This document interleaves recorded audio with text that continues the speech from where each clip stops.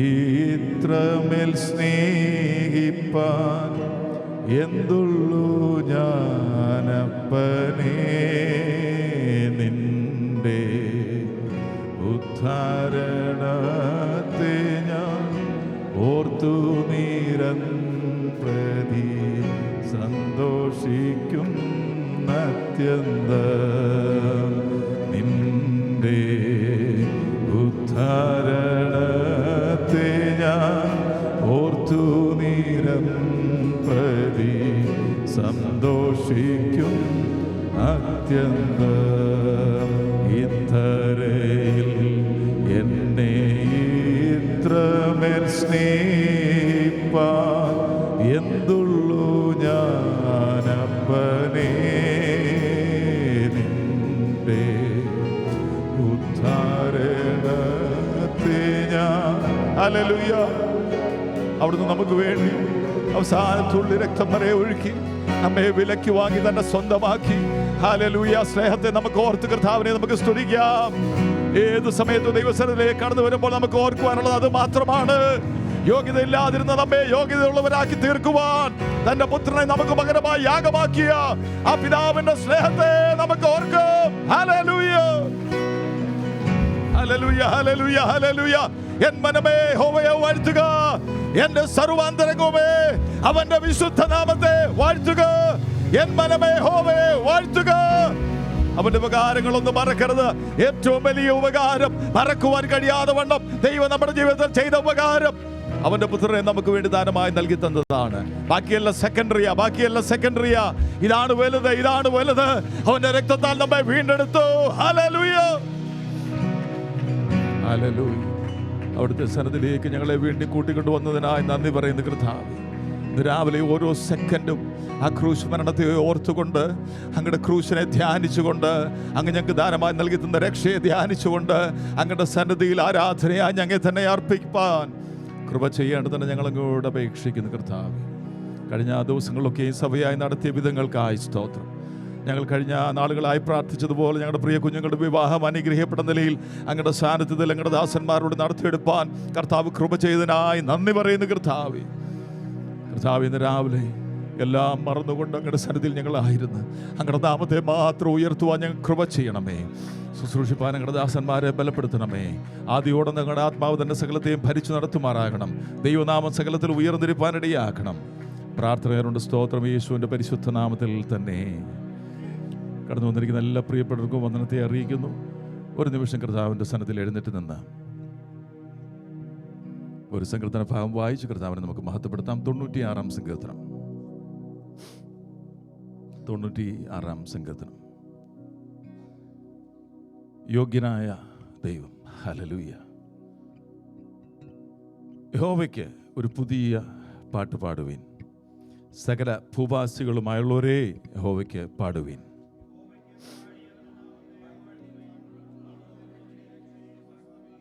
ജാതികളുടെയിൽ അവൻ്റെ മഹത്വവും സകല വംശങ്ങളിടയിൽ അവൻ്റെ അത്ഭുതങ്ങളും വിവരിക്കുവീൻ.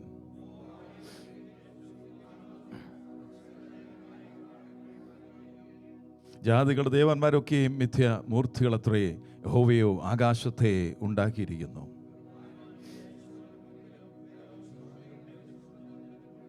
ജാതികളുടെ കുലങ്ങളെ യഹോവയ്ക്ക് കൊടുക്കുവീൻ, മഹത്വവും ബലവും യഹോവയ്ക്ക് കൊടുക്കുവീൻ.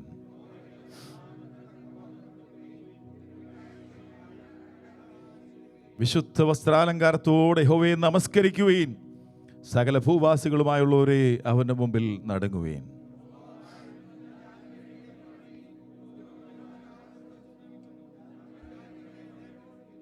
ആകാശം സന്തോഷിക്കുകയും ഭൂമി ആനന്ദിക്കുകയും സമുദ്രവും നിറവും മുഴങ്ങുകയും ചെയ്യട്ടെ.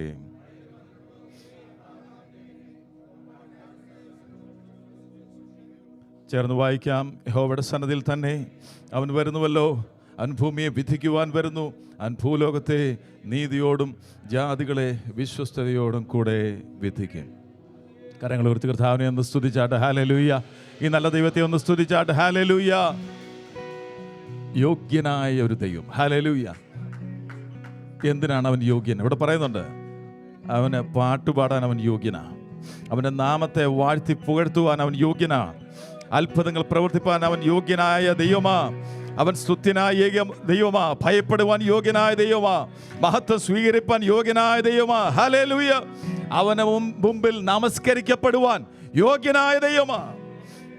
അവസാനം പറയാ, അവൻ ന്യായാധിപനായ ദൈവമാ. അതിനും അവൻ മാത്രമായി യോഗ്യൻ, അവൻ മാത്രമായി യോഗ്യൻ ഈ ദൈവത്തെ സേവിപ്പാൻ. രാവിലെ കർത്താവ് നമ്മെ സഹായിച്ചല്ലോ. ചില ഗാനങ്ങൾ പാടി കർത്താവിനെ മഹത്വപ്പെടുത്തുമ്പോൾ ഈ പരിശുദ്ധനായ യോഗ്യനായ ദൈവത്തിന് മുമ്പിൽ നമുക്ക് പറയാം, കർത്താവേ, നീ മാത്രമാണ് യോഗ്യൻ, നീ മാത്രമാണ് യോഗ്യൻ, നീ എന്നും യോഗ്യൻ, നീ എന്നും യോഗ്യൻ. ദൈവത്തിൻ കുഞ്ഞാടേ, നീ യോഗ്യൻ. സ്തോത്രം, സ്തുതി, ബഹുമാനങ്ങളെല്ലാം സ്വീകരിപ്പാൻ നീ യോഗ്യൻ. ഈ ഗാനം പാടി ആദ്യമേ നമുക്ക് കർത്താവിനെ വാഴ്ത്താം. ഹല്ലേലൂയ. ദേവാദിദേവൻ നീ രാജാധിരാജൻ, ദൂതന്മാരാ പകൽ വാഴ്ത്തിടുന്നു. മണ്ണിലും വിണ്ണിലും ആരാധന നീ, ഉന്നത നന്ദനൻ നീ യോഗ്യനാം. നീ എന്നും യോഗ്യൻ, നീ എന്നും യോഗ്യൻ. ദൈവത്തിൻ കുഞ്ഞാട് നീ യോഗ്യനാം. സ്തോത്രം, സ്തുതി, ബഹുമാനങ്ങളെല്ലാം സ്വീകരിപ്പാനെന്നും നീ യോഗ്യനാം. നീ എന്നും യോഗ്യൻ, നീ എന്നും യോഗ്യൻ. ദൈവത്തിൽ കുഞ്ഞാട് നീ യോഗ്യനാം. സ്തോത്രം, സ്തുതി, ബഹുമാനങ്ങളെല്ലാം സ്വീകരിപ്പാനെന്നും നീ യോഗ്യനാം. സ്വർഗസുഖം വെടിഞ്ഞൻ പാപം തീർപ്പാൻ ദൈവത്തിൻ കുഞ്ഞാടായി ഭൂവിൽ വന്നു. നീ അറുക്കപ്പെട്ടു നിൻ നീളം ചിന്തി, വീണ്ടെടുത്തന്നെയും നീ യോഗ്യനാം. നീ എന്നും യോഗ്യൻ, നീ എന്നും യോഗ്യൻ. ദൈവത്തിൻ കുഞ്ഞാട് നീ യോഗ്യനാം. സ്തോത്രം, സ്തുതി, ബഹുമാനങ്ങളെല്ലാം സ്വീകരിപ്പാനെന്നും നീ യോഗ്യനാം. നീ എന്നും യോഗ്യൻ. ഹല്ലേലൂയ.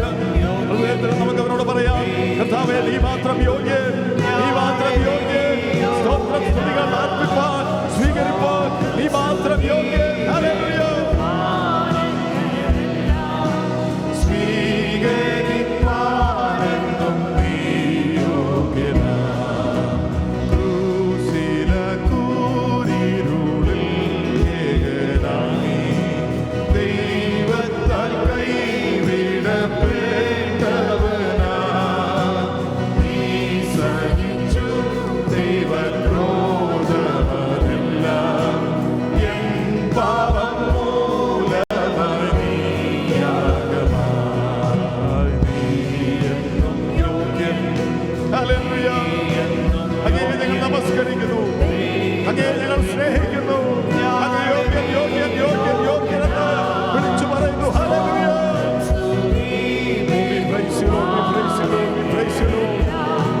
സ്വീകരിപ്പാനെന്നും നീ യോഗ്യനാം. നീ എന്നും യോഗ്യൻ, നീ എന്നും യോഗ്യൻ. ദൈവത്തിൻ കുഞ്ഞാട് നീ യോഗ്യനാം. സ്തോത്രം,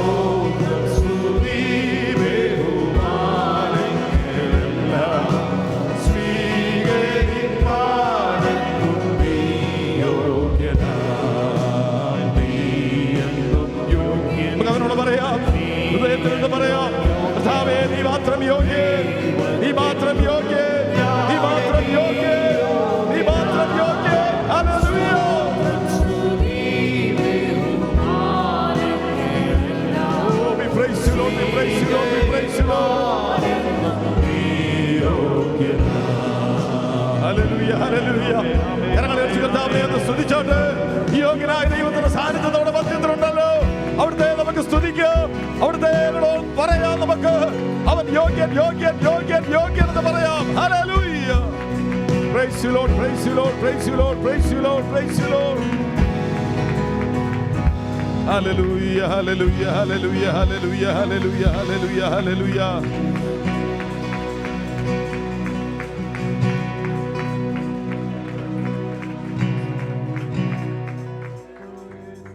യശയ്യാപ്രവചനം 6-ാം അധ്യായത്തിന്റെ 3-ാം വാക്യം നമുക്ക് വളരെ ഫെമിലിയറാ.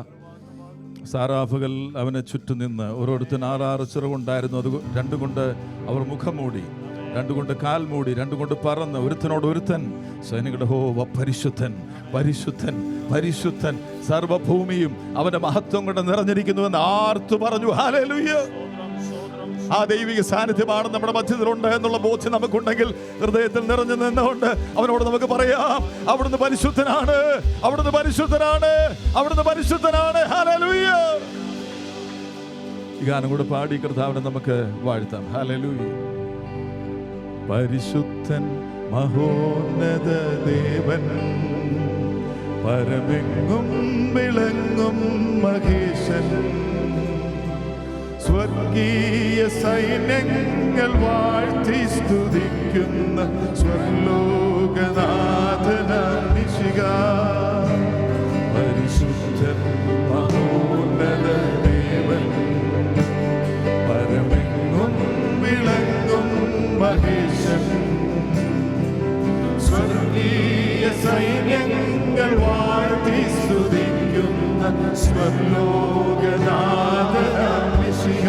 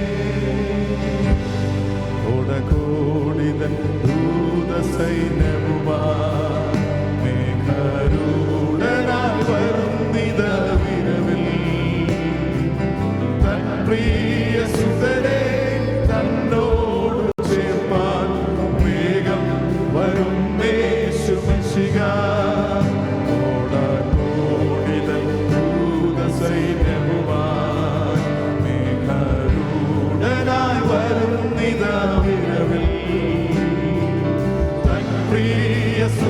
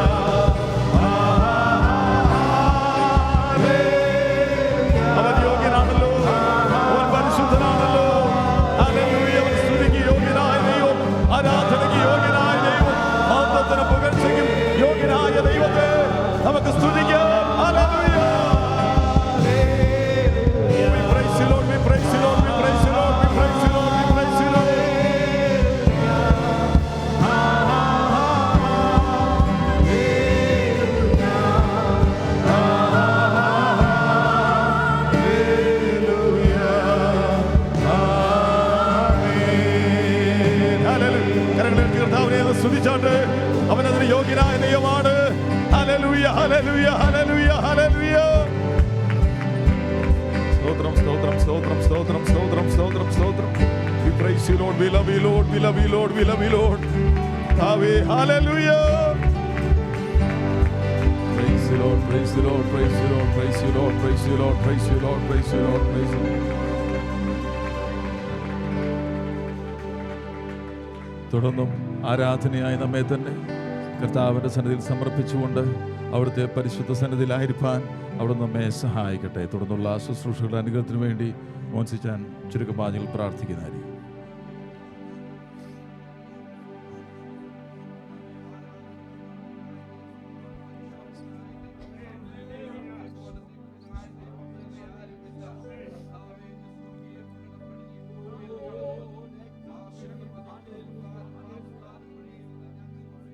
Yes, Lord.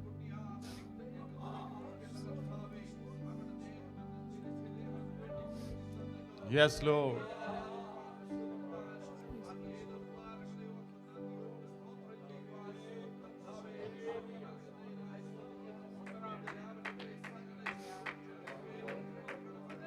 Stotram, stotram, stotram, stotram, stotram, stotram. Thank you, Lord. Thank you.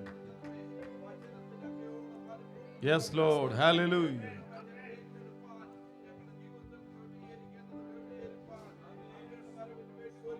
Yes, Lord. Hallelujah. Stotram.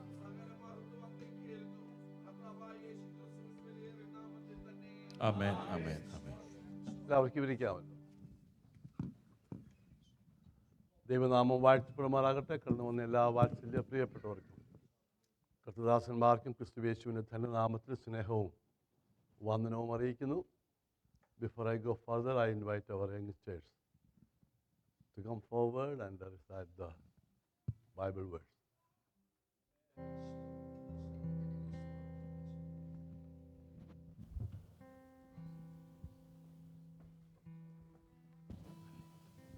Are you singing?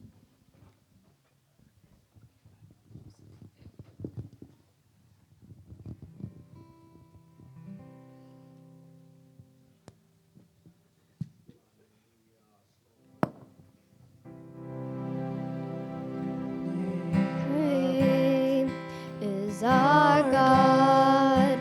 Sing with me, how great is our God. And all will see how great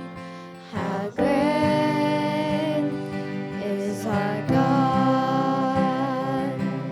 You're the name above all names. You are worthy of all praise, and my heart will sing, how great is our God, how great is our God. Sing with me, how great is our God, and all will see how great is our God.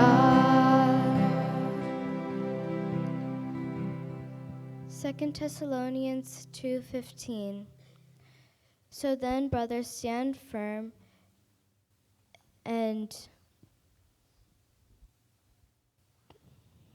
tell all of the teachings that we have passed down to you, whether by word of mouth or by letter.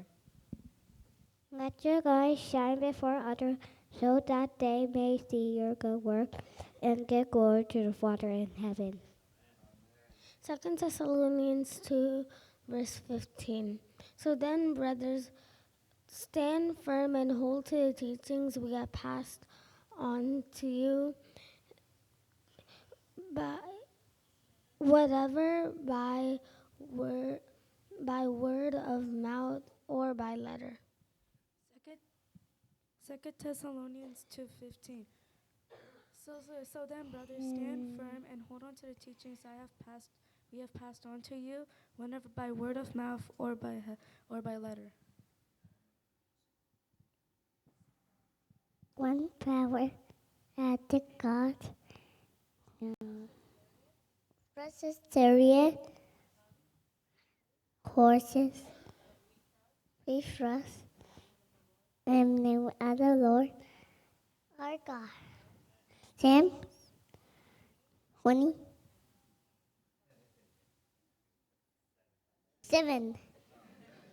But lay up for yourselves treasure in heaven, where neither moth nor rust destroys, where thieves do not break and steal. For where your treasure is, your heart will be also. Matthew 6, verse 20 and 21. Psalms 91, verses 1 and 2. He who dwells in the shelter of the Most High will abide in the shadow of the Almighty. I will say to the Lord, my refuge and my fortress, my God in whom I trust. For our light affliction, which is but for a moment, is working for us, for a far more exceeding and eternal weight of glory. 2 Corinthians 4:17. Romans chapter 6, verse 14. For sin shall no longer be master over you, for you are not under the law, but under grace.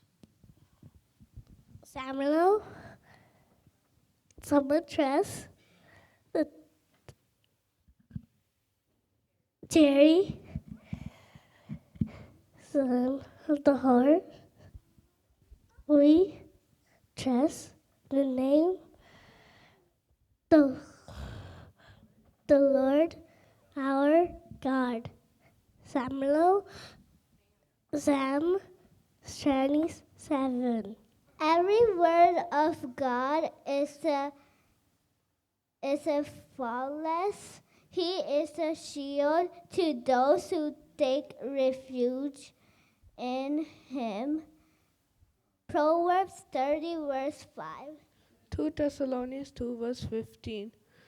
So then, brothers, stand firm and hold on to my teaching that I have passed on to you, whether by word of mouth or by letter. Jesus said to her, I am the resurrection and the life. John 11, verse 5. നമുക്ക് പ്രാർത്ഥിക്കാം. കുഞ്ഞുങ്ങൾക്ക് കൊണ്ട് പ്രാർത്ഥിക്കാം. Sajan John Philip പ്രാർത്ഥിക്കും. ഒന്നിച്ച് പ്രാർത്ഥിക്കും. ഇന്ന് പകൽക്കാലം ദൈവസഭയിൽ കുഞ്ഞുങ്ങൾ ദൈവവചനമാണ് പറഞ്ഞത്. അത് ഉൾനട്ട് വചനമായി അവർ വളരുമ്പോൾ അതിൽ അടിസ്ഥാനപ്പെട്ട് വളരുവാൻ ദൈവമായ കർത്താവ് ഇടയാക്കട്ടെ. സഭയുടെയും കുടുംബത്തിൻ്റെയും ഉത്തരവാദിത്വമാണ് അവർക്ക് വേണ്ടി പ്രാർത്ഥിക്കുക എന്നുള്ളത്. ഒന്നിച്ച് പ്രാർത്ഥിക്കുക. Hallelujah, hallelujah, hallelujah. ഒന്നിച്ച് പ്രാർത്ഥിക്കുമ്പോൾ സാജൻ പ്രാർത്ഥിച്ചാൽ hallelujah. Thank you Lord.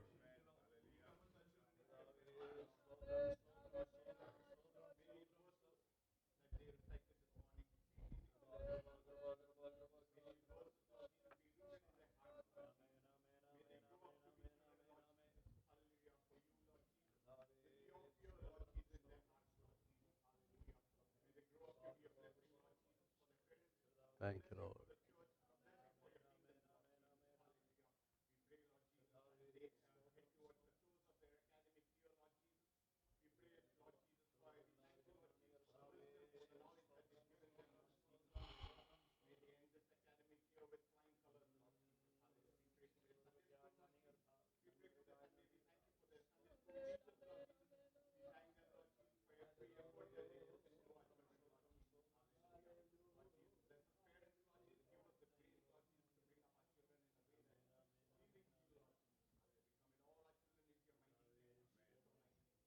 Amen. ഒരിക്കൽ കൂടെ താങ്ക് യു. ദൈവനാമത്തിൽ എല്ലാവർക്കും ഒരു പ്രാവശ്യം കൂടെ വെൽക്കം ചെയ്യുന്നു. കടന്നു വന്ന എല്ലാ പ്രിയപ്പെട്ടവർക്കായും സ്തോത്രം. സൂമിലും ആലയത്തിലുമായിരിക്കുന്ന നമ്മുടെ പ്രിയപ്പെട്ടവർക്കായി സ്തോത്രം. സൂമിൽ നാട്ട്നീഷ് ജോയിൻ്റെ കർത്താവിന് നന്ദി പറയുന്നു. ദൈവമായ ഒന്നുകൂടെ പറയണ്ടല്ലോ. എൻ്റെ ഒരു സ്നേഹിതനാണ് പാസ്റ്റർ PC ജേക്കബ്. അദ്ദേഹത്തിൻ്റെ മൂത്ത ജ്യേഷ്ഠനാണ് കർത്താവദാസൻ. വർഷങ്ങളായിട്ട് ബഹറിൽ ആയിരുന്നു. ഈ വിവാഹത്തോളം ബന്ധം ഇന്നലെ കടന്നു വന്നു. ഇന്ന് നമുക്ക് ഒന്നിച്ചായിരുമ്പോൾ ദൈവവിളിയാക്കി തുടർന്നുള്ള സമയം കർത്താവദാസ് ശുശ്രൂഷിക്കും. ദൈവമായ കർത്താവ് സഹായിക്കട്ടെ. പ്രാർത്ഥനയിൽ പ്രിയപ്പെട്ടവരെ വായിക്കാം.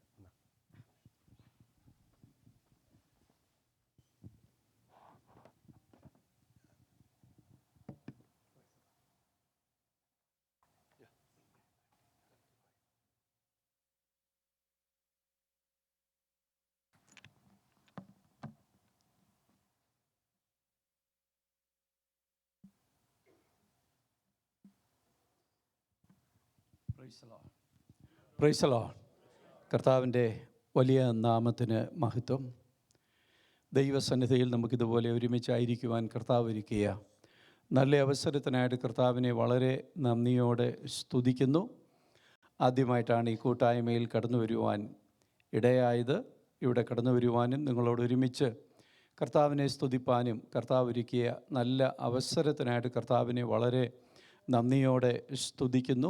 ഈ സഭയിൽ ആത്മീക ശുശ്രൂഷകൾക്ക് നേതൃത്വം നൽകുന്ന കർത്താവിൻ്റെ ദാസൻ പാസ്റ്റർ മാത്യുമ്മനായിട്ട് ഞാൻ ദൈവത്തെ സ്തുതിക്കുന്നു. അദ്ദേഹത്തോടൊപ്പം ശുശ്രൂഷയിലായിരിക്കുന്ന എല്ലാ ദൈവദാസന്മാർക്കായിട്ടും ദൈവത്തെ സ്തുതിക്കുന്നു. ഇന്നലെ നടന്ന വിവാഹ ശുശ്രൂഷയോടുള്ള ബന്ധത്തിൽ കർത്താവിൻ്റെ ദാസന്മാരെ പലരെ കാണുവാൻ, ഈ സഭയിലുള്ള പലരെയുമായി പരിചയപ്പെടുവാനൊക്കെയുള്ള അവസരം കർത്താവ് ഒരുക്കി തന്നു. അതോർത്ത് ദൈവത്തെ വളരെ നന്ദിയോടെ സ്തുതിക്കുന്നു. ഞങ്ങളുടെ വാത്സല്യ സഹോദരൻ ഷാജു ആൻഡ് ജെസ്സി, ആ കുടുംബം ഞങ്ങൾക്ക് ബഹറിൽ വളരെ അനുഗ്രഹിക്കപ്പെട്ട ഒരു കുടുംബം. ഞങ്ങൾ ഏകോദര സഹോദരങ്ങളെപ്പോലെ അവിടെ പാർക്കുവാനൊക്കെ കർത്താവ് അവസരമൊരുക്കി.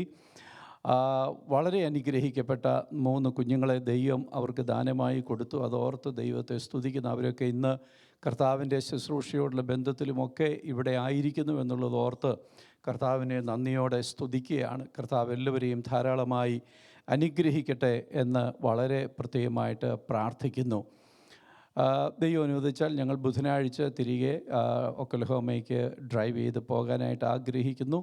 നിങ്ങൾ പ്രത്യേകമായിട്ട് പ്രാർത്ഥനയിൽ ഓർക്കണം. 1-2 പ്രാർത്ഥനാ വിഷയങ്ങൾ ഞാൻ പ്രാരംഭത്തിൽ ഒന്ന് ഓർപ്പിക്കുവാനായിട്ട് ആഗ്രഹിക്കുന്നു. ഞങ്ങളുടെ മൂത്ത മകനും കുടുംബവും ഇപ്പോഴവർ ന്യൂ മെക്സിക്കോയിലേക്ക് ഡ്രൈവ് ചെയ്യുകയാണ്. അവർക്ക് 4 പെൺകുഞ്ഞുങ്ങളാണുള്ളത്. 4 കുഞ്ഞുങ്ങളുമായി മൂത്ത മോൾക്ക് 11 വയസ്സ് താഴോട്ട്, അങ്ങനെ അവർ ഒരുമിച്ച് മെക്സിക്കോയിലേക്ക് ഡ്രൈവ് ചെയ്തുകൊണ്ടിരിക്കുകയാണ്.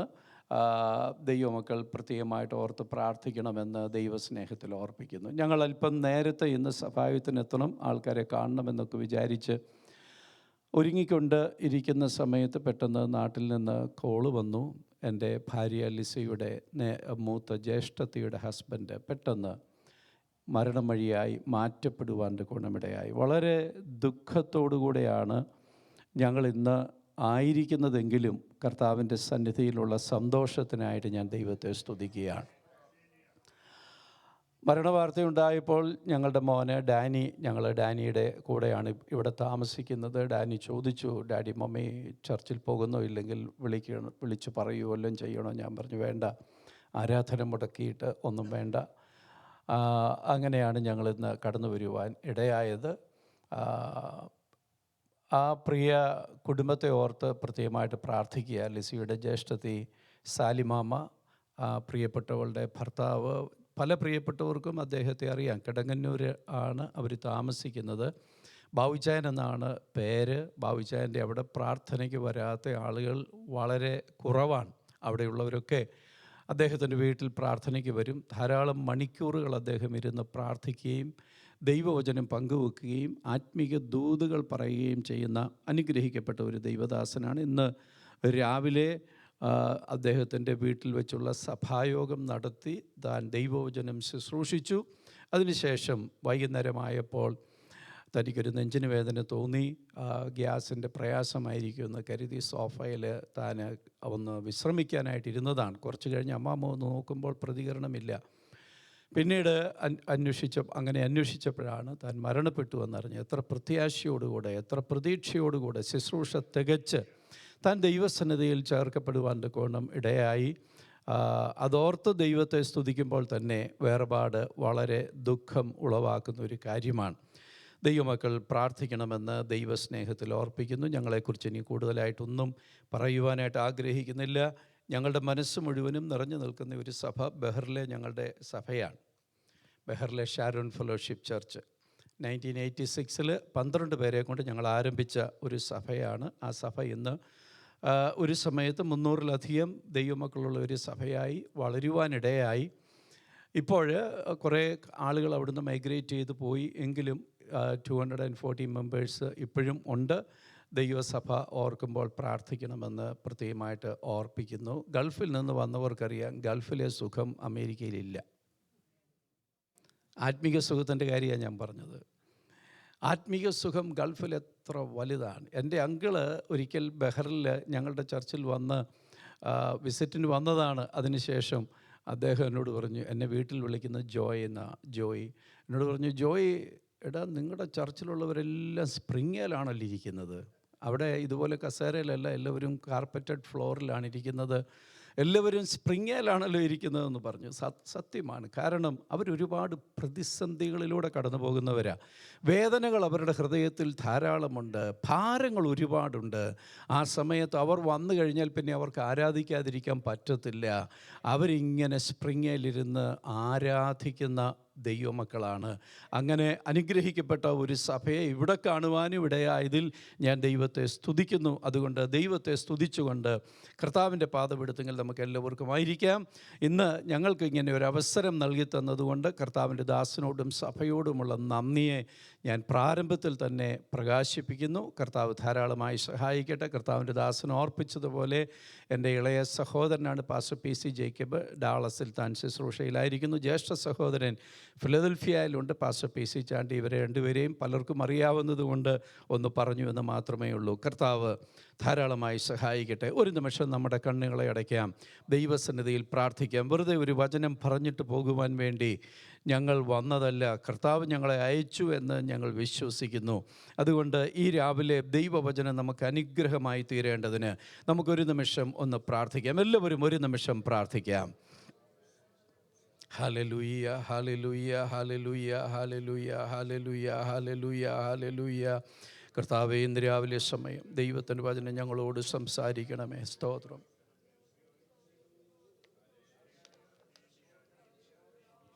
Price the Lord, praise the Lord. ദൈവസന്നിധിയിൽ നമുക്ക് ഒരു തിരുവചന ഭാഗത്തിലേക്ക് കടന്നു വരാം. മത്തായി സുവിശേഷം 15-ാം അധ്യായത്തിൻ്റെ 28-ാമത്തെ വാക്യം, മാത്യു ചാപ്റ്റർ 15 വേഴ്സ് 28 പ്രാരംഭത്തിൽ നമുക്ക് വായിക്കാം.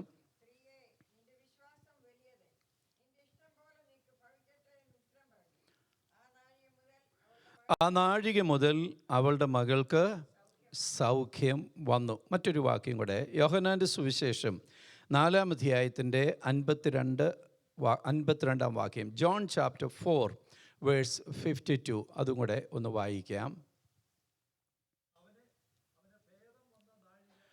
അവന് ഭേദം വന്ന നാഴിക, യെസ്, പ്രൈസ് ദി ലോർഡ്. ഇന്ന് രാവിലെ ദൈവസന്നിധിയിൽ കടന്നു വന്നിരിക്കുമ്പോൾ നിങ്ങളുമായി പങ്കുവെക്കുവാനുള്ള ദൈവാത്മാവ് നൽകി തന്നിരിക്കുന്ന ദൈവവചനം എന്ന് പറയുന്നത്, we all have 2 type of timing. 2 വിധത്തിലുള്ള സമയം ഉണ്ട്. ആദ്യം വായിച്ച സമയം എന്ന് പറയുന്നത് ദ സെറ്റ് ടൈം, സെറ്റ് ചെയ്ത് ദൈവം വച്ചിരിക്കുന്ന ഒരു സമയം. രണ്ടാമത് നമ്മൾ വായിച്ച സമയമെന്ന് പറയുന്നത് ദ സെഡ് ടൈം, പറഞ്ഞ സമയം.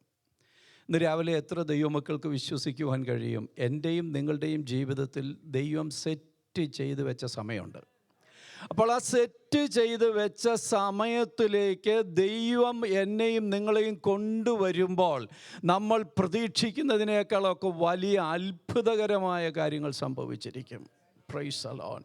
ഇന്നലെ നമുക്ക് അനുഗ്രഹിക്കപ്പെട്ട ഒരു വിവാഹ ശുശ്രൂഷ നടക്കുവാനിടയായി. മാതാപിതാക്കന്മാർ ആ കാര്യങ്ങളെല്ലാം ക്രമീകരിച്ചു, കുഞ്ഞുങ്ങൾ ആ കാര്യങ്ങളെല്ലാം ക്രമീകരിച്ചു. എല്ലാവരുടെയും ക്രമീകരണങ്ങൾക്ക് അനുസരിച്ച് കാര്യങ്ങൾ നടന്നുവെന്ന് വിചാരിക്കരുത്. ഈ മാതാപിതാക്കന്മാർ അതിനെക്കുറിച്ച് ആലോചിക്കുകയോ പ്ലാൻ ചെയ്യുകയോ കുഞ്ഞുങ്ങൾ കാണുകയോ ഒക്കെ ചെയ്യുന്നതിന് മുന്നമേ ദൈവം സെറ്റ് ചെയ്ത് വെച്ചൊരു സമയമുണ്ട്. ആ സമയത്തിലേക്ക് ദൈവം അവരെ കൊണ്ടുവന്ന് കാര്യങ്ങൾ നിവർത്തിച്ചു എന്ന് മാത്രമേ ഉള്ളൂ. Price the Lord. നമ്മൾ വായിച്ച ഈ തിരുവചനത്തിലേക്ക് നമുക്ക് കടന്നു വരാം. എല്ലാ ദൈവമക്കളും ഈ കാര്യം മറക്കരുത്. We have a set time, at the same time we have a set time. ഇത് രണ്ടും ദൈവം നിശ്ചയിച്ചിരിക്കുന്നത്. അത് വിശ്വസിച്ചുകൊണ്ട് വേണം ദൈവസന്നിധിയിൽ നാം ആയിരിക്കേണ്ടത്. നമ്മൾ വായിച്ച ഒന്നാമത്തെ ഭാഗം മാത്യു ചാപ്റ്റർ 15 വേഴ്സ് 28 നമ്മൾ വായിച്ചു. ആ നാഴിക മുതൽ and her daughter was made whole, made perfect from that very hour. ആ നാഴിക മുതൽ രാവിലെ പ്രാർത്ഥിച്ചുകൊണ്ട് ദൈവസന്നിധിയിലായിരിക്കുകയാണെങ്കിൽ ദൈവത്തിൻ്റെ പൈതലെ, അങ്ങനെയുള്ള ഒരു അനുഭവത്തിലൂടെ നമ്മളെ കൊണ്ടുപോകുവാൻ നമ്മുടെ കർത്താവിന് കഴിയുമെന്ന് നമ്മൾ ആത്മാർത്ഥമായിട്ട് വിശ്വസിക്കണം. കർത്താവ് അവളോട് പറയുകയാണ്, യേശു അവളോട്, സ്ത്രീയെ, നിന്റെ വിശ്വാസം വലിയത്. രണ്ട് കാര്യമാണ് കർത്താവ് പറഞ്ഞത്. സ്ത്രീയെ, നിന്റെ വിശ്വാസം വലിയത്. രണ്ടാമത് എന്താ പറഞ്ഞത്? നിന്റെ ഇഷ്ടം പോലെ നിനക്ക് ഭവിക്കട്ടെ എന്ന് കർത്താവ് പറഞ്ഞു. എന്നിട്ട് കർത്താവ് പറയുകയാണ്, ആ നാഴിക മുതൽ അവളുടെ മകൾക്ക് സൗഖ്യം വന്നു. അപ്പോൾ ഏത് നാഴികയിലാണ് ഈ സൗഖ്യം വന്നത്? രണ്ട് കാര്യങ്ങൾ സംഭവിച്ച നാഴികയിലാണ്. ഒന്നാമത്തേത്, അവളുടെ വിശ്വാസം വലുതെന്ന് പറയുന്ന ഒരു സ്റ്റേജിലേക്ക് അവളുടെ വിശ്വാസം എത്തി. രണ്ടാമത്തെ കാര്യം, അവളുടെ ഇഷ്ടം കർത്താവിൻ്റെ ഇഷ്ടവുമായി അലൈൻ ചെയ്യപ്പെടുന്ന ഒരു സമയമുണ്ടായി. Praise the Lord, praise the Lord. ഒന്ന്, അവളുടെ വിശ്വാസം വലുതാകുവാൻ ഇടയായി. ഗ്രേറ്റ് ഈസ് യുവർ ഫെയ്ത്ത് എന്ന് കർത്താവ് പറയുവാനിടയായി. രണ്ടാമത് കർത്താവ് പറഞ്ഞത്, യുവർ റിക്വസ്റ്റ് ഈസ് ഗ്രാൻറ്റഡ് എന്ന് പറഞ്ഞാൽ നിന്റെ ഇഷ്ടം പോലെ തന്നെ ഭവിക്കട്ടെ എന്ന് കർത്താവ് പറയുമ്പോൾ, ദൈവമക്കൾ ഓർക്കണം, നമ്മുടെ ഇഷ്ടമനുസരിച്ച് നമ്മളെ പറഞ്ഞു വിടുന്നവനല്ല കർത്താവ്. മറിച്ച് നമ്മുടെ ഇഷ്ടം ദൈവത്തിൻ്റെ ഇഷ്ടവുമായി അലൈൻ ചെയ്യുമ്പോൾ, ഒന്നായി തീരുമ്പോൾ, അതുമായി മാച്ച് ചെയ്യുമ്പോൾ കർത്താവ് പറയും, നിന്റെ ഇഷ്ടം പോലെ തന്നെ നിനക്ക് ഭവിക്കട്ടെ. ഇവൾ വന്ന ഉടനെ കർത്താവ് എന്താ അത് പറയാഞ്ഞത്? അവളുടെ ഇഷ്ടവും കർത്താവിൻ്റെ ഇഷ്ടവും ചേർന്ന് വരുന്നതിന് വേണ്ടി കർത്താവ് വെയിറ്റ് ചെയ്യുകയായിരുന്നു. അതിനുവേണ്ടിയാണ് കുറേ അധികം കോൺവെർസേഷൻ അവിടെ നടക്കുവാൻ ഇടയായി തീർന്നത്. ഇന്ന് രാവിലെ ദൈവസന്നിധിയിൽ കടന്നു വന്നിരിക്കുന്ന ദൈവമക്കളെ, ഗ്രേറ്റ് ഈസ് യുവർ ഫെയ്ത്ത് എന്ന് കർത്താവ് അവളെക്കുറിച്ച് കണ്ട നാഴിക. രണ്ടാമത്, അവളുടെ ഇഷ്ടം ദൈവത്തിൻ്റെ ഇഷ്ടവുമായി അലൈൻ ചെയ്യപ്പെടുന്ന ഒരു പ്രത്യേകമായ സന്ദർഭം. ഈ രാവിലെ അങ്ങനെ ഒരു അനുഭവത്തിലേക്കാണ് നമ്മൾ വരേണ്ടത്. നമ്മുടെ വാഴ്ത്തപ്പെട്ട കർത്താവ് തന്നെ പ്രാർത്ഥിച്ചു, പിതാവേ, കഴിയുമെങ്കിൽ ഈ പാനപാത്രം എങ്കിൽ നിന്ന് നീങ്ങിപ്പോകണമെങ്കിലും എൻ്റെ ഇഷ്ടമല്ല, അങ്ങയുടെ ഇഷ്ടം തന്നെയാകട്ടെ. നോക്കണം, എനിക്ക് നിങ്ങൾക്ക് എല്ലാവർക്കും ഒരുപാട് ഇഷ്ടങ്ങളുണ്ട്. പക്ഷേ എൻ്റെ ഇഷ്ടം ദൈവത്തിൻ്റെ ഇഷ്ടവുമായി ചേർന്ന് വരുന്ന ഒരു പോയിന്റിലാണ് ദൈവത്തിൻ്റെ വിടുതലുകൾ സംഭവിക്കുവാൻ ഇടയാകുന്നത്. അങ്ങനെ ഒരു സന്ദർഭം ഉണ്ടായപ്പോഴാണ് നമുക്ക് കാണുവാൻ കഴിയുന്നത്, യേശു പറയുന്നു, സ്ത്രീയെ, നിൻ്റെ വിശ്വാസം വലിയത്. നമ്മൾ ആ തിരുവചന ഭാഗത്തിലേക്ക് കടന്നു വരുമ്പോൾ ഈ സ്ത്രീ ആരാണ്? അതിൻ്റെ 21-ാമത്തെ വാക്യം ഒന്ന് വായിക്കാം.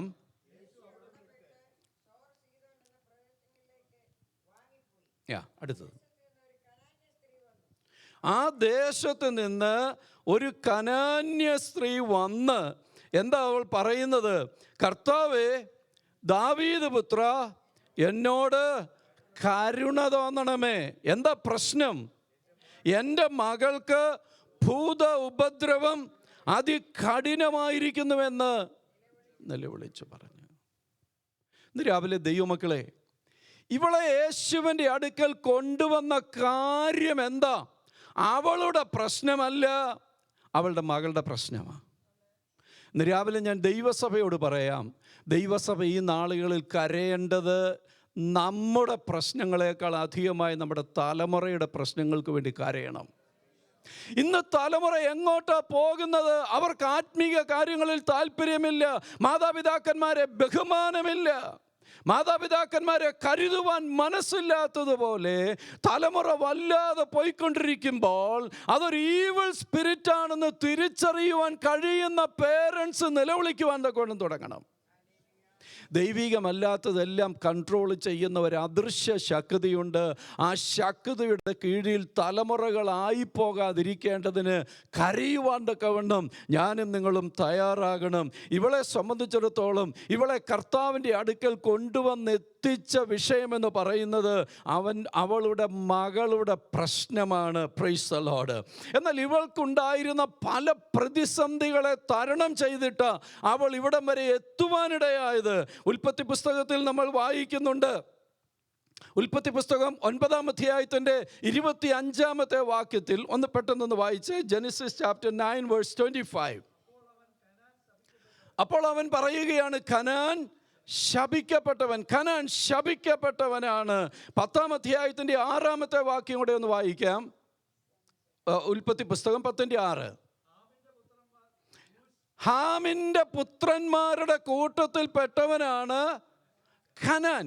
ആ കനാൻ ശപിക്കപ്പെട്ടവനാണ്. ആ സന്തതി പരമ്പരയിൽപ്പെട്ട ഒരുവളാണ് ഇപ്പോൾ യേശുവിൻ്റെ അടുക്കൽ വന്നിരിക്കുന്നത്. അവൾ യേശുവിൻ്റെ അടുക്കൽ വന്നിരിക്കുമ്പോൾ അവൾക്കറിയാം പരമ്പരാഗതമായി എൻ്റെ മേൽ വന്നു നിൽക്കുന്ന ഒരു ശാപമുണ്ട്.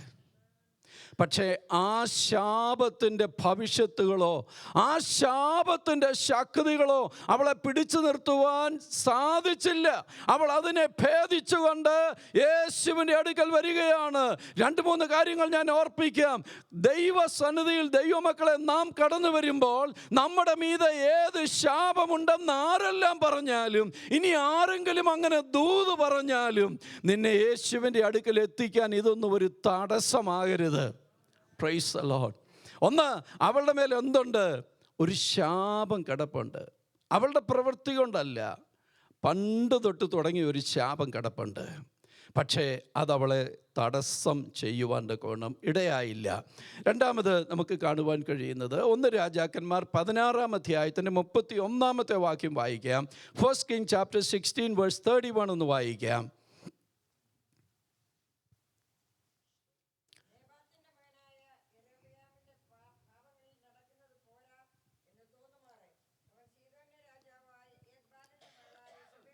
സീദോന്യ രാജാവായ എത്ബാലിൻ്റെ മകളായിരിക്കുന്ന ഇസബേലിനെ ഭാര്യയായി കൊണ്ടുവന്നു. അവൾ വന്നതോടുകൂടെ വിഗ്രഹ ആരാധനകളൊക്കെ അവിടെ ഇസ്രയേലിലേക്ക് കടന്നുകൂടുവാൻ കോണമിടയായി. നമുക്കറിയാം, വിഗ്രഹാരാധന എവിടെയെല്ലാം ഉണ്ടോ അവിടെയെല്ലാം ദൈവത്തിൻ്റെ കോപമുണ്ടായിട്ടുണ്ട്.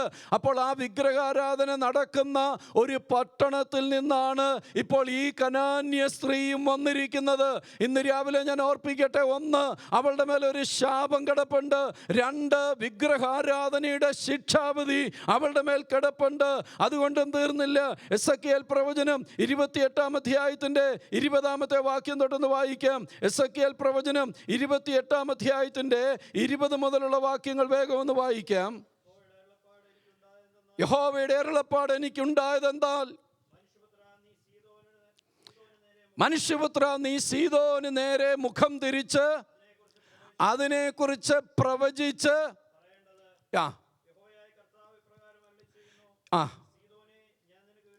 സീദോനെ, ഞാൻ നിനക്ക് വിരോധമായിരിക്കുന്നു. സോർ, സീദോൻ എന്ന പട്ടണങ്ങളിൽ നിന്നാണ് ഈ സ്ത്രീ വന്നിരിക്കുന്നത്.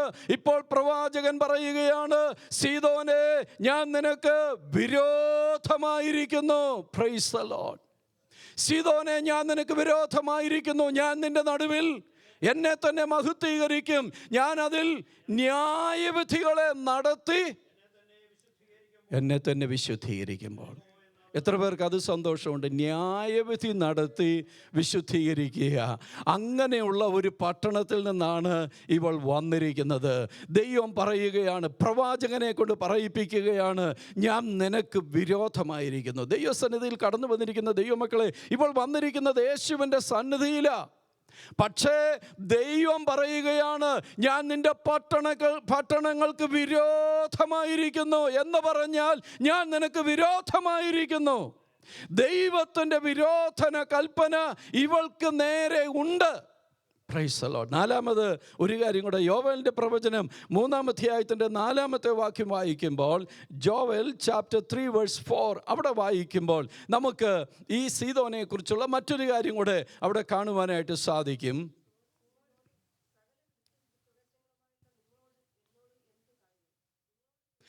നിങ്ങൾക്ക് എന്നോട് സോരും സീദോനും സകല ഫെലിസ്ത്യ പ്രദേശങ്ങളുമായുള്ളവേ, നിങ്ങൾക്ക് എന്നോട് എന്ത് കാര്യം? Price the Lord. രാവിലെ ദൈവസന്നിധിയിൽ കടന്നു വന്നിരിക്കുന്ന ദൈവമക്കളെ, ഒന്ന് അസ്യൂം ചെയ്യുക, നമ്മുടെ നടുവിൽ ഉറപ്പായിട്ട് നമുക്ക് എല്ലാവർക്കും അറിയാം, നമ്മുടെ നടുവിൽ ആരുണ്ട്? കർത്താവുണ്ട്. അപ്പോൾ ആ കർത്താവ് ഇന്നിവിടെ ഒന്ന് മാനുഷ്യ രൂപത്തിലൊന്ന് പ്രത്യക്ഷപ്പെട്ടിട്ട് നമ്മളോട് ചോദിക്കുക, what business you have with me here? നിങ്ങൾക്ക് എന്നോട് എന്ത് കാര്യമെന്ന് ചോദിച്ചാൽ ആ ഒരൊറ്റ ചോദ്യം മതി, നമ്മൾ തകർന്നു പോകും. രാവിലെ ഒരുപാട് കഷ്ടപ്പെട്ട് ബന്ധപ്പെട്ട് ഒരുപാട് ദൂരം ഡ്രൈവ് ചെയ്ത് ഈ ആലയത്തിലേക്ക് വന്നിരിക്കുമ്പോൾ പാസ്റ്റർ തന്നെ ഇവിടെ നിന്നോട്ടൊന്ന് ചോദിക്കുകയാണെന്ന് വിചാരിക്കുക, what business you have with me here? What business you have here in this church എന്ന് ചോദിച്ചാൽ വന്നതുപോലെ നമ്മൾ പുറകോട്ട് പോവുകയല്ലേ? ഇവളോട് പറയുകയാണ്, നീ വന്നിരിക്കുന്ന ഈ പട്ടണങ്ങളുമായി എനിക്ക് ബിസിനസ് ഇല്ല. ഇന്ന് രാവിലെ ഇതിൻ്റെ നടുവിലാണ് അവൾ നിൽക്കുന്നത്. അതും പോരാഞ്ഞിട്ട് കർത്താവ് ഇവളോട് എന്തൊക്കെയാണ് സംസാരിക്കുന്നത്? മത്തായി സുവിശേഷം 15:22 വരുമ്പോൾ അവൾ നിലവിളിച്ചുകൊണ്ട് പുറകെ ഇങ്ങനെ ചെല്ലുകയാണ്. 23-ാം വാക്യത്തിൽ നമ്മൾ വായിക്കുന്നത്, മാത്യു ചാപ്റ്റർ 15:23, അവൻ അവളോട് ഒരു വാക്കും ഉത്തരം പറഞ്ഞില്ല. ഒരു വാക്കും ഉത്തരം പറഞ്ഞില്ല. വായിച്ചത് യെസ്.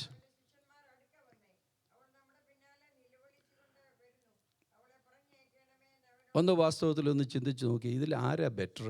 യേശുവാണോ ബെറ്റർ, അതോ ഈ ശിഷ്യന്മാരാണോ? കർത്താവ് ഒരു വാക്കും ഉത്തരം പറയാതെ ഇവളെ ഒഴിവാക്കാൻ ശ്രമിക്കുക. നിങ്ങൾ പ്രാർത്ഥനയോടെ ശ്രദ്ധിക്കണം, ഒഴിവാക്കാൻ ശ്രമിക്കുക. പക്ഷേ ആ സമയത്ത് ശിഷ്യന്മാർ കർത്താവിൻ്റെ അടുക്കൽ വന്നിട്ട് പറയുക, എന്താ പറയുന്നത്? അവൾ നമ്മുടെ പിന്നാലെ ഇങ്ങനെ നിലവിളിച്ചുകൊണ്ട് വരുന്നല്ലോ, അവളെ പറഞ്ഞയക്കണം. നമുക്കറിയാം, പണ്ട് നാട്ടിലൊക്കെ ഭിക്ഷക്കാർ വരുന്ന സമയത്ത് അപ്പം പറയും, വിട്ടാരെ ഒന്നും കൊടുക്കാതെ പറഞ്ഞു വിടാൻ ശ്രമിക്കുമ്പം അമ്മ ഇപ്പുറത്തോട് പറയും, വെറുതെ വന്നതല്ലേ, എന്തെങ്കിലും ഒന്ന് കൊടുത്തു വിട്. അപ്പം ഇതിലാരാ മെച്ചം? അമ്മയല്ലേ? അങ്ങനെയാണെങ്കിൽ ഇവിടെ ശിഷ്യന്മാരല്ലേ മെച്ചം? അല്ല ദൈവമക്കളെ, കർത്താവ് നിന്നെ ഒരു സെറ്റ് ടൈമിൽ കൊണ്ടുവരാൻ വേണ്ടി ചില പദ്ധതികൾ ഒരുക്കുന്നത് നമുക്കവിടെ കാണുവാനായിട്ട് സാധിക്കും. അപ്പോൾ കർത്താവ് ഒരു വാക്കും ഉത്തരം പറഞ്ഞില്ല. പിന്നെ താഴോട്ട് വായിക്കുമ്പോൾ 24-ാം വാക്യം, അവളെ പറഞ്ഞയക്കണമെന്ന് പറഞ്ഞപ്പോൾ, അടുത്ത വാക്യം, പറഞ്ഞയക്കണമെന്ന് പറഞ്ഞപ്പോൾ കർത്താവ് പറയുകയാണ്, ഇസ്രായേൽ ഗൃഹത്തിലെ കാണാതെ പോയ ആടുകളുടെ അടുക്കലേക്കല്ലാതെ എന്നെ അയച്ചിട്ടില്ല. ഇവൾ ആ കൂട്ടത്തിൽ പെട്ടവളല്ല എന്ന് കർത്താവ് ഉറപ്പിച്ച് പറയുകയാണ്. ഇസ്രായേൽ ഗൃഹത്തിലെ കാണാതെ പോയ ആടുകളുടെ അടുക്കലേക്ക് ഞാൻ വന്നതാ, ഇവൾ ആ കൂട്ടത്തിൽ പെട്ടവൾ അല്ലെന്ന് കർത്താവ് അവളെ തള്ളി പറയുകയാണ്. Price the Lord. അതും തീർന്നില്ല, അടുത്ത വാക്യം വായിക്കാം.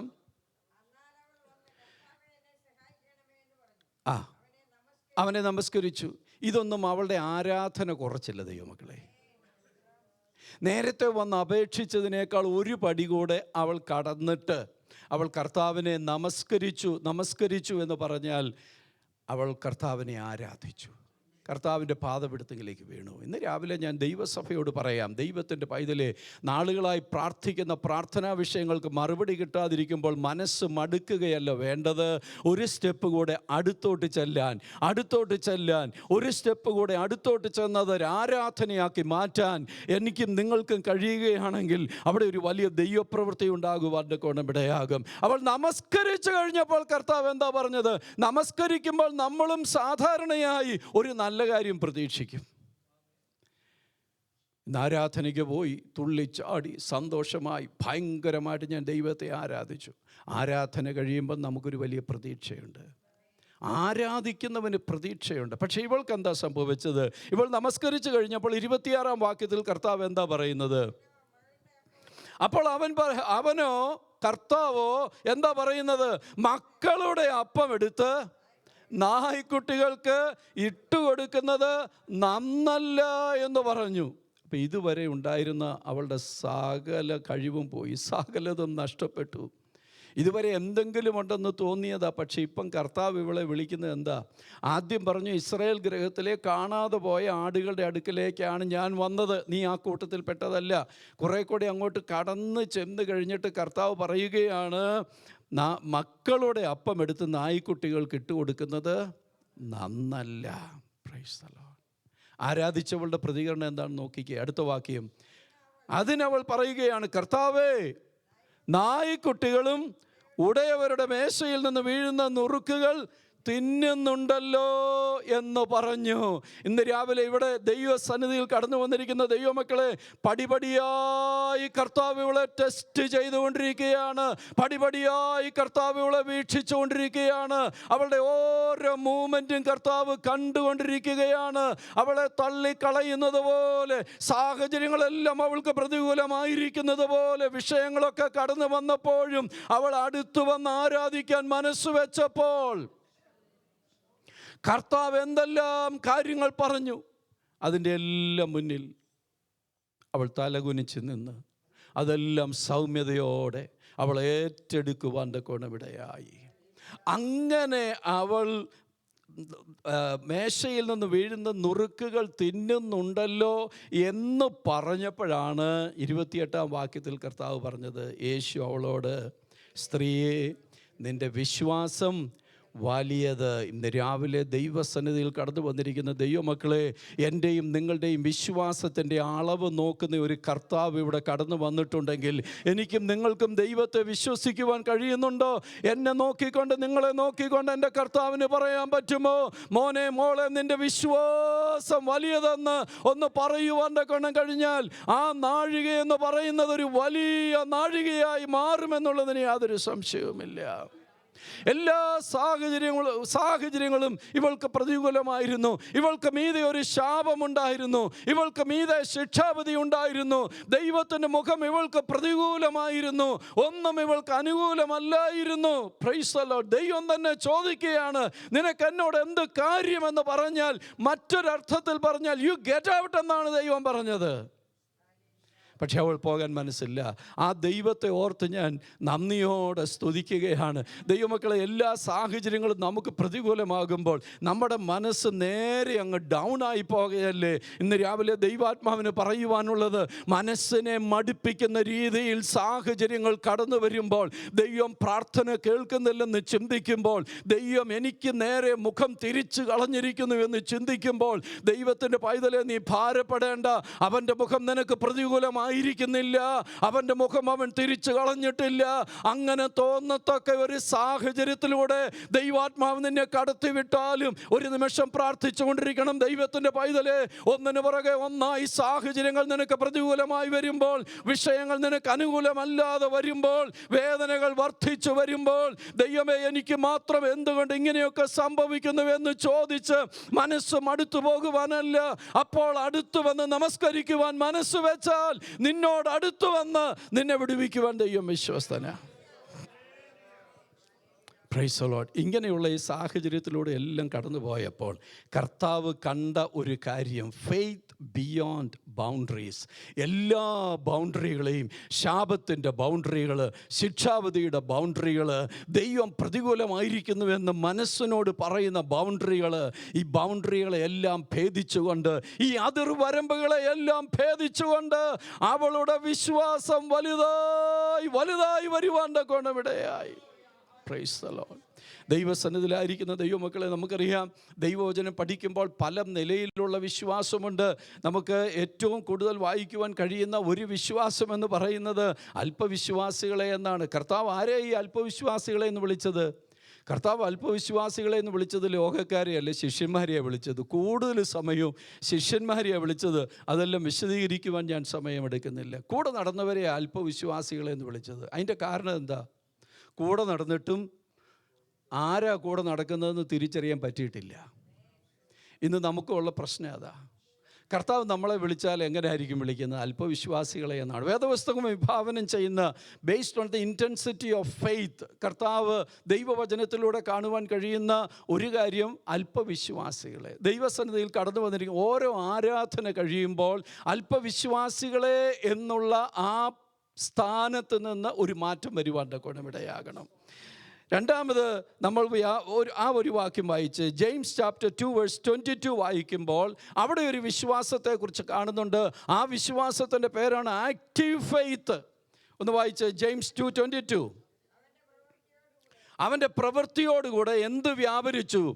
വിശ്വാസം വ്യാപരിച്ചു. അബ്രഹാമിൻ്റെ പ്രവൃത്തികളോടുകൂടെ വിശ്വാസം വ്യാപരിച്ചു. എന്നിട്ട് പ്രവൃത്തിയാൽ വിശ്വാസം പൂർണ്ണമായി. ഇന്ന് രാവിലെ ഞാൻ ദൈവസഭയോട് ചോദിക്കട്ടെ, എന്നോട് ഉൾപ്പെടെ ഞാൻ ചോദിക്കട്ടെ, നമ്മുടെ പ്രവൃത്തിയോടുകൂടെ വിശ്വാസം വ്യാപരിക്കുവാൻ കോണം ഇടയാകുന്നുണ്ടോ? പ്രവൃത്തി വിശ്വാസമില്ലാത്തതാണെങ്കിൽ ഒരു പ്രയോജനവുമില്ല, അത് ചത്തതാണെന്ന് നമുക്ക് വായിക്കുവാൻ കോണം കഴിയുന്നുണ്ട്. ഇന്ന് രാവിലെ ദൈവസന്നിധിയിൽ നമ്മൾ കടന്നു വന്നിരിക്കുമ്പോൾ നമ്മുടെ പ്രവൃത്തികളോടുകൂടെ വിശ്വാസം വ്യാപരിക്കണം. വിശ്വാസവും പ്രവൃത്തിയും ഒരുമിച്ച് പോകുവാൻ കോണം ഇടയാകണം. അങ്ങനെയുള്ള വിശ്വാസത്തിൻ്റെ പ്രവൃത്തികളിലാണ് വലിയ അത്ഭുതങ്ങൾ നടന്നിട്ടുള്ളത്. എത്രയോ രോഗികൾ സൗഖ്യം പ്രാപിക്കുന്നു, ബലഹീനരായിരിക്കുന്നവർ ബലപ്പെടുന്നു, മരിച്ചവർ പോലും ഉയർക്കുന്നു. ഇതൊക്കെ സംഭവിച്ചത് എങ്ങനെയാ? വിശ്വാസവും പ്രവൃത്തിയും ഒന്നിച്ചു വരുമ്പോഴാണ് ദൈവം അത്ഭുതങ്ങളെ ചെയ്യുന്നത്. സോ ലിറ്റിൽ ഫെയ്ത്ത് ഉണ്ട്, രണ്ടാമത് ആക്റ്റീവ് ഫെയ്ത്ത് ഉണ്ട്, മൂന്നാമത് ഗ്രേറ്റ് ഫെയ്ത്ത് ഉണ്ട്. നമ്മളിപ്പോൾ വായിച്ച ഈ ഗ്രേറ്റ് ഫെയ്ത്ത്, ഈ മൂന്ന് കാര്യം ഇവളുടെ ജീവിതത്തിൽ വർക്ക് ചെയ്യുവാനിടയായി. അവൾ ഒരുപക്ഷെ യേശുവിനെ അന്വേഷിച്ച് തുടങ്ങിയപ്പോൾ, ദാവീദ് പുത്ര എന്ന് പറഞ്ഞ് യേശുവിൻ്റെ അടുക്കലേക്ക് വരുമ്പോൾ അവളുടെ എല്ലാ സാഹചര്യങ്ങളും അവൾക്ക് പ്രതികൂലമായിരുന്നത് കൊണ്ട് അവൾക്കൊരല്പവിശ്വാസമേ കാണത്തുള്ളൂ. പക്ഷേ അവളുടെ സാഹചര്യങ്ങൾ, അവൾക്കെതിരെ വന്ന വിഷയങ്ങളാണ് അവളുടെ വിശ്വാസം വർദ്ധിപ്പിക്കുവാൻ കോണമിടയായത്.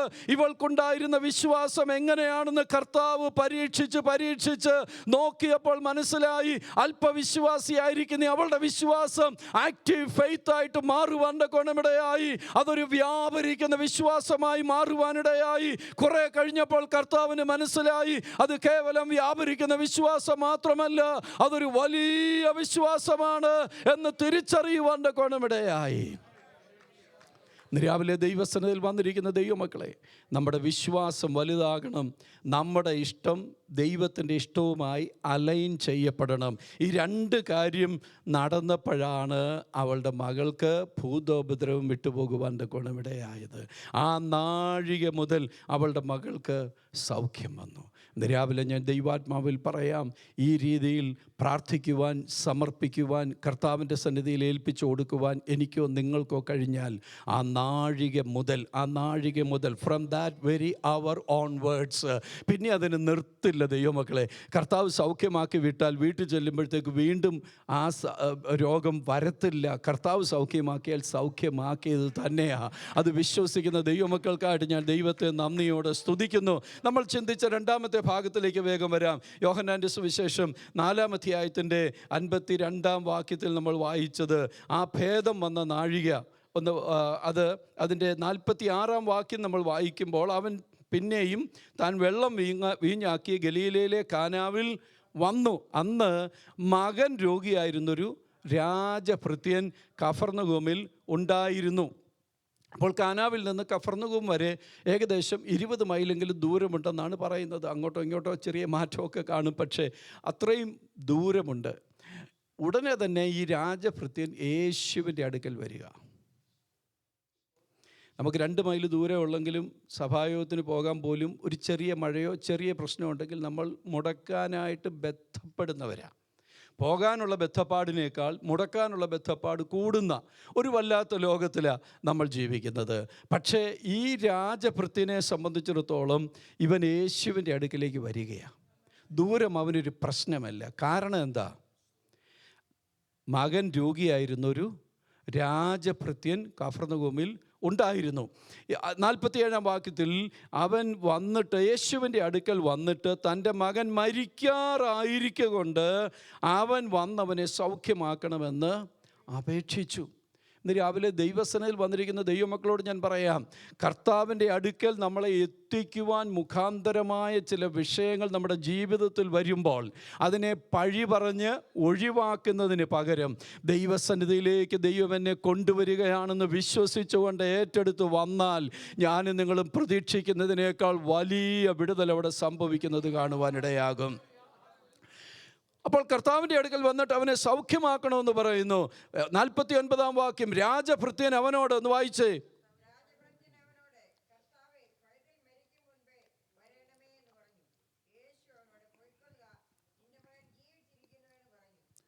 നമുക്കറിയാം ഈ ഇങ്ങനെയുള്ള സാഹചര്യങ്ങളിൽ ഇപ്പം ഇന്ന് തന്നെ എൻ്റെ ഒരു ജ്യേഷ്ഠനാണല്ലോ, എൻ്റെ വൈഫിൻ്റെ ജ്യേഷ്ഠത്തിയുടെ ഹസ്ബൻഡ് മരണപ്പെട്ടു. അപ്പോൾ ആഗ്രഹം എന്താ? കർത്താവേ, മരിക്കുന്നതിന് മുന്നമേ നീ വരണം എന്ന് പറഞ്ഞാൽ മരിച്ചു കഴിഞ്ഞാൽ നിനക്കൊന്നും ചെയ്യാൻ പറ്റത്തില്ല. അതിന് ഇങ്ങനെയാണ് നമ്മൾ ദൈവത്തെ പലപ്പോഴും പരിമിതപ്പെടുത്തുന്നത്. We limit our God in many circumstances. ഇന്ന് രാവിലെ ദൈവസന്നിധിയിൽ വന്നിരിക്കുന്ന ദൈവമക്കളെ, രോഗിയായിരിക്കുമ്പോൾ, മരണകരമായിരിക്കുന്ന രോഗമുള്ളപ്പോൾ യേശു വന്നാൽ അവനെ സൗഖ്യമാക്കുവാൻ യേശുവിന് കഴിയുമെങ്കിൽ മരിച്ചു കഴിഞ്ഞാലും ദൈവത്തിന് പ്രവർത്തിക്കുവാൻ കൊണ്ടും കഴിയും. രാജഭൃത്യൻ പറയുകയാണ്, യേശുവേ, കർത്താവേ, അവൻ മരിക്കുന്നതിന് മുന്നമേ നീ വരണം. കർത്താവിൻ്റെ മറുപടി എന്താ? ദൈവമക്കളെ, ഇങ്ങനെ ഒരു സാഹചര്യത്തിലായിരിക്കുന്നവർക്ക് അതിൻ്റെ വേദന അറിയത്തുള്ളൂ. സ്വന്തം മകനാണ്, മരിക്കാൻ പോവുകയാണ്. അങ്ങനെ മരിക്കാൻ കിടക്കുന്ന ആ വേളയിൽ കർത്താവ് പറയുക, നീ പൊക്കോ. എന്താ പറഞ്ഞത്? പൊയ്ക്കൊള്ളുക, നിൻ്റെ മകൻ ജീവിച്ചിരിക്കുന്നു എന്ന് പറഞ്ഞു. യേശു പറഞ്ഞ വാക്ക് വിശ്വസിച്ച് ആ മനുഷ്യൻ പോയി. അവൻ പോകുന്ന വഴിയിൽ ദാസന്മാർ അവനെ എതിരേറ്റു വന്നിട്ട് എന്താ പറയുന്നത്? നിൻ്റെ മകൻ ജീവിച്ചിരിക്കുന്നു എന്ന് പറഞ്ഞു. യേശു പറഞ്ഞ വാക്കനുസരിച്ച് പോയതാ, ജീവിച്ചിരിക്കുന്നു എന്ന് പറഞ്ഞു. അപ്പോൾ 52-ാം വാക്യം, അവന് ഭേദം വന്ന നാഴിക അവരോട് ചോദിച്ചറിഞ്ഞു. അപ്പോൾ എന്താ പറഞ്ഞത്? ഇന്നലെ 7 മണിക്ക്. അപ്പോൾ ഇന്നലെ 7 മണിക്ക് കർത്താവിൻ്റെ അടുക്കൽ നിന്ന് വാക്കും പ്രാപിച്ചവൻ പോയതാ. പിറ്റേ ദിവസമാണ് ഈ ദാസനെ കാണുന്നത്. അപ്പോൾ പിറ്റേ ദിവസം ദാസനെ കാണുമ്പോൾ നിൻ്റെ മകൻ ജീവിച്ചിരിക്കുന്നുവെന്ന് പറഞ്ഞ് ഉടനെ ചോദിച്ച കാര്യം എന്താ? എപ്പോഴാണ് സംഭവിച്ചത്? ഇന്നലെ 7 മണിക്ക്. അപ്പോൾ പറഞ്ഞ കാര്യം എന്താണ്? ആകയാൽ നിൻ്റെ മകൻ ജീവിച്ചിരിക്കുന്നു എന്ന് യേശു പറഞ്ഞ നാഴിക, the set time, the set hour.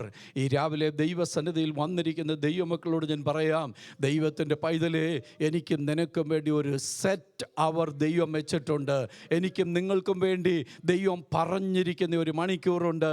ഈ രാവിലെ ഞാൻ ദൈവാത്മാവിൽ ദൈവസഭയോട് പറയാം, എൻ്റെ കർത്താവ് പറഞ്ഞിരിക്കുന്ന സമയത്തിന് 1 മിനിറ്റ് പോലും മുൻപോട്ടോ പുറകോട്ടോ പോകുവാൻ ഇടയാകാതെ വണ്ണം തിരുവചനം പറയുന്നു. അതുകൊണ്ട് അവൻ തക്ക സമയത്ത് നിങ്ങളെ ഉയർത്തേണ്ടതിന് ദൈവത്തിൻ്റെ ബലമുള്ള കൈക്കീഴ് താണിരിപ്പീനെന്ന് ദൈവത്തിൻ്റെ വചനം ഓർപ്പിക്കുന്നത് പോലെ എനിക്കും നിങ്ങൾക്കും വേണ്ടി ഒരു തക്ക സമയം ദൈവം വെച്ചിട്ടുണ്ട്.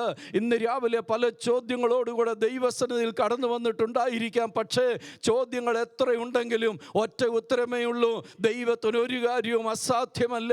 ഈ രാവിലെ ഒരു കാര്യവും അസാധ്യമല്ലെന്ന് ദൈവം നമ്മളോട് പറയുമ്പോൾ തന്നെ ദൈവസന്നിധിയിൽ നമുക്ക് ഏൽപ്പിച്ചു കൊടുക്കുവാൻ കഴിയണം. എമ്മൗസിലേക്ക് പോകുന്ന ശിഷ്യന്മാരോട് കൂടെ ചേർന്ന് നടന്ന കർത്താവിനെ കുറിച്ച് നമ്മൾ അവസാനം കാണുന്നത്, അവർ പോകുന്ന ഗ്രാമത്തോട് സമീപിച്ചപ്പോൾ അവൻ മുൻപോട്ട് പോകുന്ന ഭാവം കാണിച്ചു. അപ്പോൾ അവർ പറയുകയാണ്, അങ്ങനെ പോകരുതേ, നേരം വൈകുന്നു, ഞങ്ങളോടുകൂടെ പാർക്കണമെന്ന് പറഞ്ഞുകൊണ്ട് അവർ ഏൽപ്പിച്ചു കൊടുക്കുന്നത് നമുക്ക് കാണുവാൻ കഴിയുന്നുണ്ട്. ലൂക്കോസിന്റെ സുവിശേഷം 24-ാം വാക്യത്തിൻ്റെ അവസാന ഭാഗത്ത് ആ വാക്യം അതുകൂടെ വായിച്ച് ഞാൻ ഈ തിരുവചന ചിന്ത നിർത്തുവാനായിട്ട് ആഗ്രഹിക്കുകയാണ്. 24-ാം അധ്യായത്തിൻ്റെ 30-ാമത്തെ വാക്യം ഒന്ന് വായിക്കാം. 28-ാം വാക്യം. അവർ പോകുന്ന ഗ്രാമത്തോട് അടുത്തപ്പോൾ അവൻ മുൻപോട്ട് പോകുന്ന ഭാവം കാണിച്ചു. അപ്പോൾ അവർ പറയുകയാണ്, ഞങ്ങളോടുകൂടെ പാർക്കുക. അടുത്തത്, നേരം വൈകി അസ്തമിക്കാറായല്ലോ. ഈ രാവിലെ ദൈവസന്നിധിയിൽ വന്നിരിക്കുന്ന ദൈവമക്കളെ, എൻ്റെയും നിങ്ങളുടെയും ചില വിഷയങ്ങൾ നേരം വൈകി അസ്തമിക്കാറായ വിഷയം, നേരം വൈകി അസ്തമിക്കാറായ വിഷയം. ആ വിഷയങ്ങൾ അങ്ങനെ നിൽക്കുമ്പോഴാണ് ഇവൻ മുൻപോട്ട് പോകുന്ന ഭാവം കാണിക്കുന്നത്. ആ ഭാവം കാണിക്കുമ്പോൾ അവർ പറയുകയാണ്, അങ്ങനെയല്ല കർത്താവേ, ഞങ്ങളോടുകൂടെ പാർക്കുക, നേരം വൈകി അസ്തമിക്കാറായല്ലോ എന്ന് പറഞ്ഞ് അവനെ നിർബന്ധിച്ചു. അവൻ അവരോടുകൂടെ പാർക്കുവാൻ ചെന്നു. രാവിലെ ദൈവസന്നിധിയിൽ വന്നിരിക്കുന്ന ദൈവമക്കളെ, നമ്മുടെ വിഷയങ്ങളെക്കുറിച്ച് വിധി എഴുതുന്ന പലരുമുണ്ട് ഈ ലോകത്തിലുണ്ട്. അത് മെഡിക്കൽ സയൻസ് ആയിരുന്നാലും മറ്റേതെങ്കിലും മേഖലകളായിരുന്നാലും ആരെല്ലാം ഏതെല്ലാം നിലയിലുള്ള വിധികൾ എഴുതി വെച്ചാലും ഈ രാവിലെ ദൈവാത്മാവിന് പറയുവാൻ കൊണ്ടുമുള്ളത്, അവൻ മുൻപോട്ട് പോകുന്ന ഭാവം കാണിച്ചാലും നീ പതറിപ്പോകരുത്. അവനെ നിർബന്ധമായി വിളിച്ചാൽ അവൻ കൂടെ വരുന്നവനാണ്. അവൻ കൂടെ വന്നാൽ അവൻ ചിലതൊക്കെ ചെയ്തേ മടങ്ങത്തുള്ളൂ. അങ്ങനെ അവൻ അവരുമായി പാർക്കുന്നതിന് വേണ്ടി പോയി. 30-ാം വാക്യത്തിൽ അവരുമായി ഭക്ഷണത്തിനിരിക്കുമ്പോൾ, പ്രൈസ് ദി ലോർഡ്, അവൻ അപ്പമെടുത്ത് അനുഗ്രഹിച്ച് നുറുക്കി അവർക്ക് കൊടുത്തു. ഉടനെ അവരുടെ കണ്ണ് തുറന്ന് അവർ അവനെ അറിഞ്ഞു. ഈ രാവിലെ എൻ്റെയും നിങ്ങളുടെയും കൂടെ നാം തിരിച്ചറിയാൻ പറ്റാത്തതുപോലെ ഒരു സാന്നിധ്യം നടപ്പുണ്ട്. ആ സാന്നിധ്യം ധാരാളം മതി ദൈവമക്കളെ. ആ സാന്നിധ്യം നമ്മളെ ധൈര്യപ്പെടുത്തുന്ന സാന്നിധ്യമാണ്. ഇന്ന് രാവിലെ ദൈവസന്നിധിയിൽ നമുക്കൊന്ന് ഏൽപ്പിച്ചു കൊടുക്കുവാൻ കഴിയുമോ? ഒരു നിമിഷം നമ്മുടെ കണ്ണുകളെ നമുക്ക് ദൈവസന്നിധിയിൽ അടയ്ക്കാം. യേശു പറഞ്ഞ നാഴികയുണ്ട്, യേശു സെറ്റ് ചെയ്ത് വെച്ചിരിക്കുന്ന നാഴികയുണ്ട്. സമയം തെറ്റുകയില്ലെന്ന് ദൈവത്തിൻ്റെ വചനം ഓർപ്പിക്കുന്നത് പോലെ ഹബക്കൂക്ക് പ്രവാചകനോട് പറഞ്ഞു, ദർശനത്തിന് നീ ഒരു ദർശനം നീ എഴുതി വെക്കുക, അതിനൊരു അവധി വെച്ചിട്ടുണ്ട്. ആ അവധിക്ക് അനുസരിച്ച് അത് നടപ്പാകേണ്ടതിന് അത് അതിവേഗം സഞ്ചരിച്ചുകൊണ്ടിരിക്കുകയാണ്. സമയം തെറ്റുകയില്ലെന്ന് ദർശനത്തെക്കുറിച്ച് പറഞ്ഞെങ്കിൽ, ദൈവത്തിൻ്റെ പ്രവൃത്തിയെക്കുറിച്ചും ഇന്ന് രാവിലെ എനിക്ക് ഓർപ്പിക്കുവാനുള്ളത്, അത് സമയം തെറ്റാതെ നിവർത്തിക്കപ്പെടുന്ന ഒരു കാര്യമാണ്. ചില വിഷയങ്ങളോടുള്ള ബന്ധത്തിൽ നേരം വൈകുന്നുവെന്ന് തോന്നുന്നുണ്ടോ?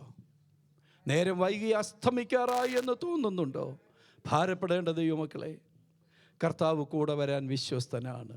നീ അവനെ ഒന്ന് നിർബന്ധമായി വിളിക്കുക. ആ കനാന്യ സ്ത്രീയുടെ ജീവിതത്തോടുള്ള ബന്ധത്തിൽ എല്ലാ സാഹചര്യങ്ങളും, ബാഹ്യമായിട്ടുള്ളതും ആന്തരികമായിട്ടുള്ളതും അവിടെ കുടുംബപരമായ കാര്യങ്ങളും എല്ലാ മേഖലകളും അവൾക്ക് പ്രതികൂലമായിരുന്നു. പക്ഷേ അവൾ പുറകോട്ട് പോകുവാൻ മനസ്സ് വെക്കാതെ ദൈവസന്നിധിയിൽ തന്നെ നിന്നതുകൊണ്ട്, കർത്താവിൻ്റെ അടുക്കൽ തന്നെ നിന്നതുകൊണ്ട് കർത്താവ് പറഞ്ഞു, സ്ത്രീയെ, നിന്റെ വിശ്വാസം വലിയത്, നിന്റെ ഇഷ്ടവും എൻ്റെ ഇഷ്ടവും ഒന്നുപോലെ ആയിത്തീരുന്ന ആ നാഴിക മുതൽ അവളുടെ മകൾക്ക് സൗഖ്യം വന്നു. ദൈവസന്നിധിയിലായിരിക്കുന്ന ദൈവമക്കളെ, നമ്മുടെ വിശ്വാസം വർദ്ധിക്കട്ടെ. നമ്മുടെ ഇഷ്ടം ദൈവത്തിൻ്റെ ഇഷ്ടമായി മാറുന്ന ആ സ്വർഗീയ അനുഭവത്തിലേക്ക് നമുക്ക് പ്രവേശിക്കുവാൻ തക്കവണ്ണം കർത്താവ് നമുക്ക് കൃപ ചെയ്യട്ടെ. അപ്പോഴാണ് അത്ഭുതങ്ങൾ സംഭവിക്കുന്നത്. The set time of Jesus, the set time of Jesus, അത് നമ്മുടെ ജീവിതത്തിലുണ്ട്. അതുകൊണ്ട് കർത്താവിൻ്റെ സമയത്തിന് വേണ്ടി നമുക്ക് കാത്തിരിക്കാം.